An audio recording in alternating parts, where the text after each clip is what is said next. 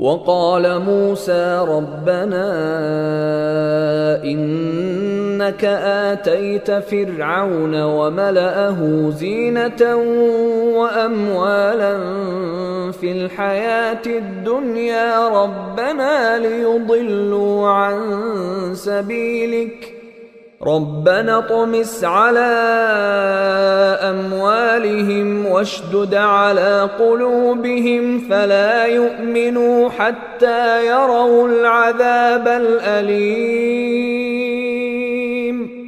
وقال، اور کہا، حضرت موسیٰ علیہ السلام نے عرض کی، ربنا، اے ہمارے رب، ربی، اے میرے رب، ربہو، اس کے رب، ربا کا، تیرے رب. رب کے ساتھ جو ضمیر لگ جائے گی ترجمہ ہم اس کے مطابق کر دیں گے. ربنا، اے ہمارے پروردگار، انکا، یہاں رب کا کلمہ استعمال کیا، پالن ہار، رزق دینے والا.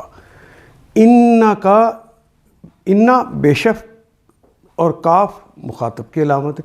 انکا، بے شک آپ ہیں، آتیتا، عین اور توئے سے جو اردو میں ہم لکھتے ہیں عطا کرنا، یہ وہی کلمہ ہے، لیکن آخر پہ تے کے اوپر زبر آ گئی ہے. یہ اضافی طور پہ ہے. اصل میں کلمہ تھا آتا یاتی. یہ پہلا کلمہ آتا اور دوسرا یاتی. یہ جو یہ ہے، یہ آتا کے نیچے جو الف مکسورہ والی یہ ہے، اس کے دو نقطے ہیں. آتیتا، آپ نے عطا کیا، فرعون کو. آپ نے، اے پروردگار عالم، آپ نے ہمارے رب، آپ نے فرعون کو عطا کر دیا. و ملأہ، ملا تو ہم نے بار بار پڑھا ہے، سرداروں کو کہتے ہیں، جن کے گھر بھرے ہوتے ہیں، دولت مند خوشحال لوگ. وہ سردار، وہ جو درباری تھے، ان کو کہا، ان کے حوالے سے کہا، ملاؤہ، اور ان کے سرداروں کو آپ نے عطا کر دیا ہے، زینت، و اموالن، اور مال، فی الحیات الدنیا، فی میں الحیات، زندگی، الدنیا، حیات کون سی؟ جو الدنیا، دنیا کی زندگی ہے، جو قریب کی زندگی ہے. اس دنیا کی زندگی میں آپ نے مال اور زینت سے مالا مال کر دیا ہے، انہیں عطا کر دیا ہے. ربنا، اس لیے، اے ہمارے رب، لیدلوا، لام کے لیے، یہ فعل مضارع کی لام، دلہ، یہ دلو تو گمراہ کرنا، واو الف جمع کی علامت، کہ وہ گمراہ کر دیں، ہماری راہ کو گم کر دیں. ان سبیلک، ان سے سبیل کہتے ہیں راستے کو، اور کاف ساتھ لگ گیا، مخاطب کی علامت، کہ آپ کے راستے سے وہ ہمیں گمراہ کر دے، اس دولت کی وجہ سے اور اس زینت کی وجہ سے. ربنا، اے ہمارے پروردگار،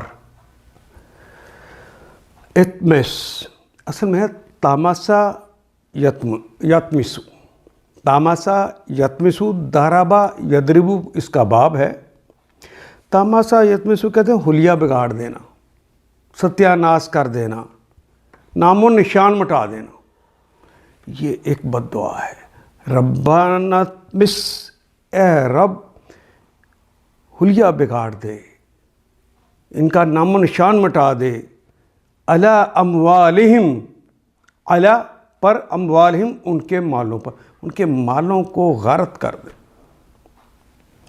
وشدد، وہ اور اشدد، شدید کر دے، سختی کر دے.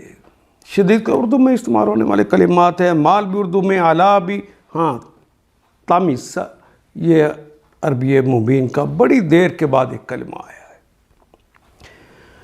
علی قلوبہم، ان کے دلوں پر سختی کر دے. فلا یؤمنوا، پس لا، اتنی سختی کر دے کہ وہ ایمان نہ لا سکے. فلا یؤمنوا، وہ ایمان نہ لے آئے. حتیٰ، جب تک کہ یرو، را اس نے دیکھا، یرا وہ دیکھتا ہے یا دیکھے گا، اور واو الف تو جمع کی علامت ہوتی ہے. حتیٰ یرو، یہاں تک کہ وہ دیکھ لیں، العذاب العلیم، عذاب وہ دیکھنا لیں. اور عذاب کون سا؟ العلیم. دو کلمات ساتھ ساتھ آگے ہیں، جس طرح حیات دنیا آیا، لیکن یہ ہے العذاب العزیز. اس کے تو اعراب بھی دونوں ایک جیسے آگے، اور ان کے شروع میں الف لام بھی لگا ہوا ہے، دونوں نکرہ ہوں یا دونوں معرفہ ہوں.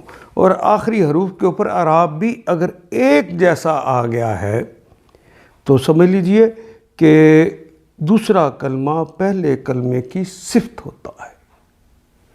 تو عذاب کی کیفیت یہ ہے کہ وہ دردناک ہے، المناک ہے، اردو میں استعمال ہونے والا کلمہ. یہاں تک کہ وہ دردناک عذاب کو نہ چکھ لیں. موسیٰ علیہ السلام نے دعا کی، اے ہمارے رب، تو نے فرعون اور اس کے سرداروں کو دنیا کی زندگی میں زینت اور اموال سے نواز رکھا ہے. آتا ہی تھا. اے رب، کیا یہ اس لیے کہ وہ لوگوں کو تیری راہ سے بھٹکائیں؟ لِيَضِلُّوا عَن سَبِيلِكَ،